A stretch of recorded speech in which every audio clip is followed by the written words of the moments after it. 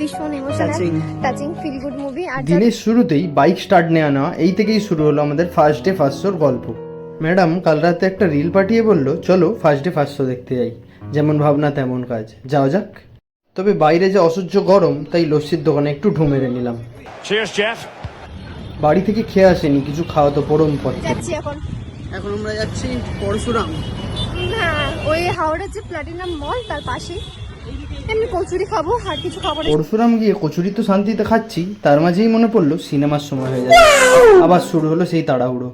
As always we are always late. যদিও আজ খুব বেশি দেরি করিনি, কারণ একটা রোমান্টিক মুভি ছিল আর আমাদের দুজনেরই খুব এক্সাইটমেন্ট ছিল সিনেমাটা নিয়ে। পৌঁছতেই দেখি সে এক কাণ্ড। সিনেমা শুরুই হয়েছিল সেকেন্ড হাফ থেকে, তারপর আবার শুরু থেকে চালানো হলো। সিনেমাটা কেমন লাগলো তার রিভিউ তো লাস্টে দিয়েছি। এবার আমাদের খাওয়া দাওয়ার পালা। কেএফসি থেকে একটা বার্গার ফ্রেঞ্চ ফ্রাই খেয়ে আর বাস্কিন রবিন্স থেকে একটা আইসক্রিম খেয়ে বাড়ির পথে পা বাড়ালাম। বাড়ি যেতে যেতে মনে হলো মনটা কি ভালো হয়ে গেছে। সিনেমা দেখে মন ভালো হওয়া খুবই আশ্চর্য ব্যাপার। বলতে বেশ ভালোই ছিল। তোমার কেমন লেগেছে?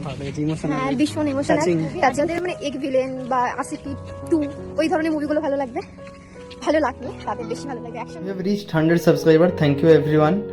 ভিডিওটা ভালো লাগলে সাবস্ক্রাইব করে